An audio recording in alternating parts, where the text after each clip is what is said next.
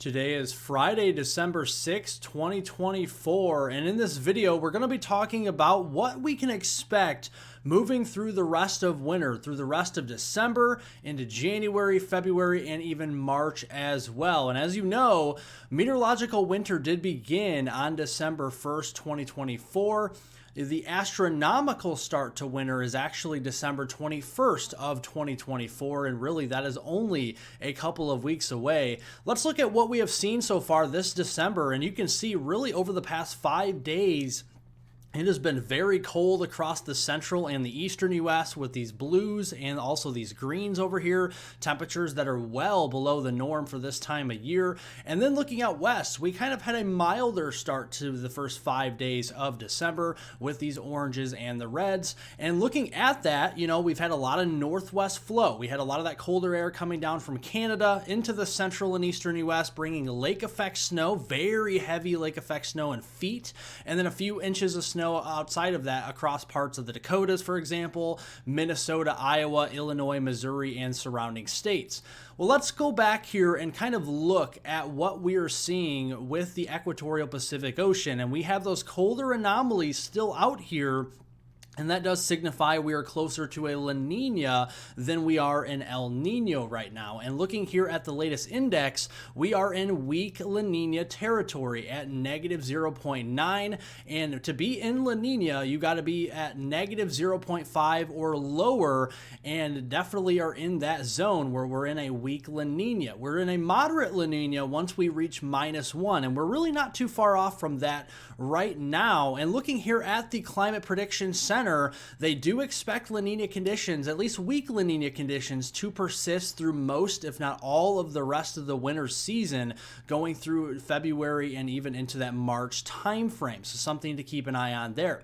Let's look at what we expect for the rest of the month here of December, the next 25, 26 days or so.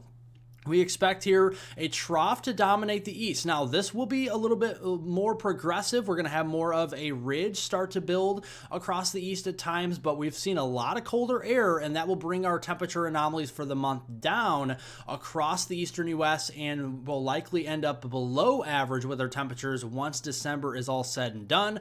Out west, really the plains into the Rockies and the Intermountain West here, we're going to be more around average to above average out here. So that's what we're seeing with our temperatures in December. And here's our storm track expected through the rest of the month. We have that northwesterly flow at times. That'll bring down some colder air, but also bring more lake effect snow, and those clipper systems that we look at from Alberta and Saskatchewan that could dump a couple of inches of snow here and there, kind of those nickel and dime type snow events.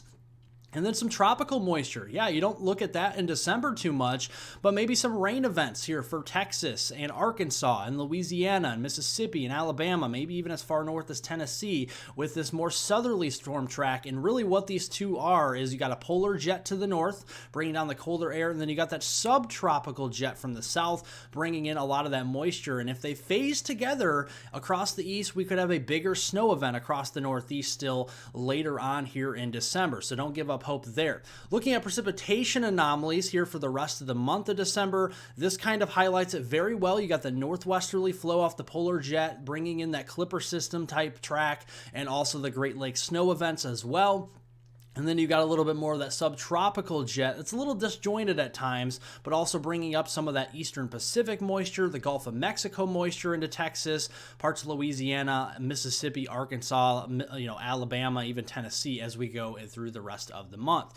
Let's turn the calendar over to January 2025. Yes, it'll also be a new year. And you can see we have the colder look here on some of the extended guidance. Now, take this with a grain of salt. Things will definitely change. But overall, the big picture here is colder anomalies across southern Canada and the northern tier of the United States, ridging a little bit further off to the south. And you can see this very well, kind of a cookie cutter La Nina look here as we have colder temperatures well below average across southern Canadian prairies and the northern tier of the United States, like the upper Midwest and the northern plains, and then a warmer look across the southern tier and the southeast. That will bring more warmer temperatures for January at times.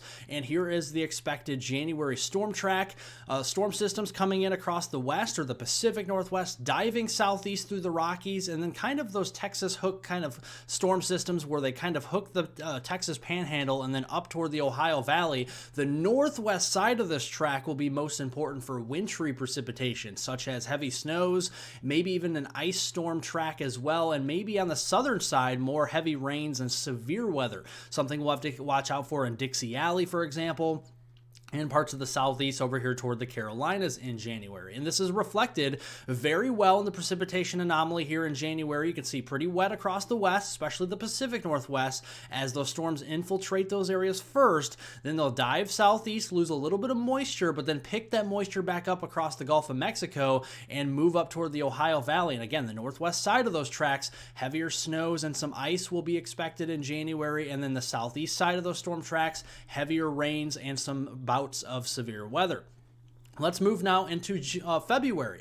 February, very interesting. We definitely could have potentially one of those months, either January or February, with one of these, what we call polar vortex stretching events, or even a polar vortex disruption. The disruption would actually be one of the worst of the two, because that would bring even a lot more cold air into western Canada and the northwest U.S., and that is, again, depicted very well here on the long-range guidance. Take this with a grain of salt. Could be a colder look than this, could be a warmer look than this. Definitely something to watch out for, but take away from this, the storm track in February, not really going to be that dissimilar to January's storm track.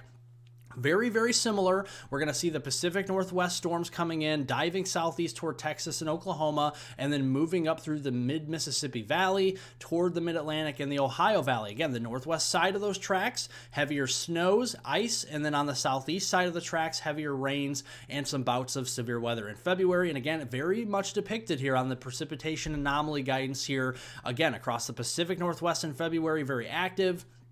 Same thing over here toward the Great Lakes, the Midwest, the Ohio Valley, and parts of the Northeast as we go into February. Let's extend it one more month into March. I know March 1st is the start of meteorological spring, but you can still see winter impacts in March, and notice how that retreats back further to the north. So this tells me that the ridge across the south will expand northward, and March is looking more like a thawing month, at least for now. Again, this could be a colder look by the time we get closer to March. This could be a much warmer look, but just kind of looking at the overall big picture, it looks like March is going to look like a thawing month with that warmer air pushing from south to north.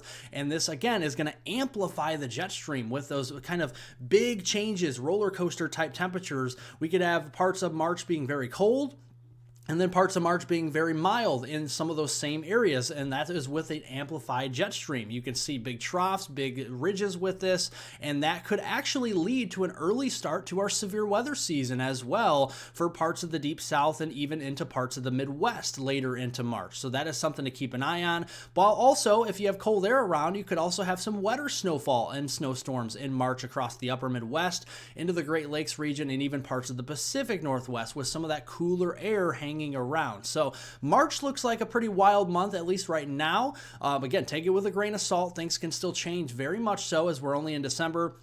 We're just kind of looking at that here in the overall big picture.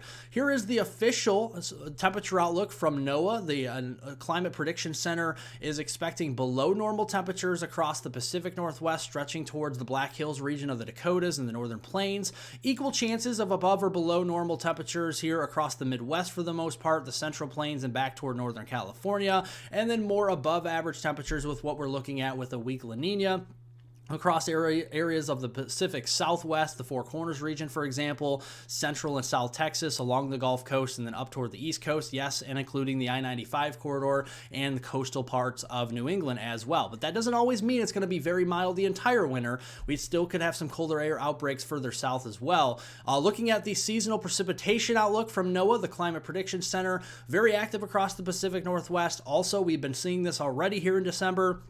Very active in the central Great Lakes, parts of the Midwest, Ohio Valley. Going to get very active, I think, but very active storm track January, February, and even into March. And like I said, in March, we could have an early start to severe weather season if that look continues to look the way it does as we do get closer to that time frame. Drier, though, across parts of the Pacific Southwest, like Arizona, New Mexico, especially part of the Four Corners region, down into much of the Lone Star State of Texas, along the Gulf Coast, and toward Florida, Georgia, and the Carolinas. Pretty dry overall December, January, and February here in winter. So here is overall what you've been waiting for: significant snowstorm risk. This is where I think we could have some bigger snowstorms with 6 inches or more in one storm between December here of 2024 and March of 2025. And if you were in the lighter blue, you have anywhere from a 0 to, I would say, a 30% chance or so of seeing that. If you're in the medium blue here, you have around a 30% to around a 65% chance of seeing that. And then here in the darker blue, you have anywhere from a 60% chance up to 100% chance of seeing that. So that is across the Cascades here, across the Pacific Northwest, Washington State, and Oregon, across especially the northern and central Sierras. I think Southern California will be pretty dry, so the southern part of the Sierras may end up a little bit lower of a risk of that because of the drier weather and less of a subtropical jet. The northern Rockies definitely could be seeing some of that as well in Montana, parts of Idaho, Wyoming, Utah, especially near Salt Lake City there, and far northwest Colorado. And then up across the Great Lakes, parts of the Midwest there, like northern Illinois towards Chicago, and towards portions there of the northern Ohio Valley, Fort Wayne, Toledo, over here toward Akron, and then up towards portions of interior northeast of New England, like Erie, Pennsylvania, Orchard Park in Buffalo, New York, Watertown, New York, up here toward portions of Caribou, Maine. You have a higher chance of seeing that of 6 inches or more in a storm between now and March of 2025. So that is what we're looking at here with the updated winter weather forecast. I hope you guys took a lot away from this. Again, take it with a grain of salt. Things can still change. This is the overall big picture of what we expect as we go through the next few months. If you did like the video, make sure to like the video down below, give it a thumbs up, subscribe to the channel. Hope you'll come back very often and listen in on my not only long range weather forecasts, but my shorter range weather forecast that we do mostly every day on this channel. Leave any comments, questions, concerns below. What do you think will happen here the rest of winter? And what do you want to see? Do you want to see snow? Do you want to see rain, cold temperatures, warm temperatures? You let me know. Thanks for watching, everybody, and have a great rest of your day out there.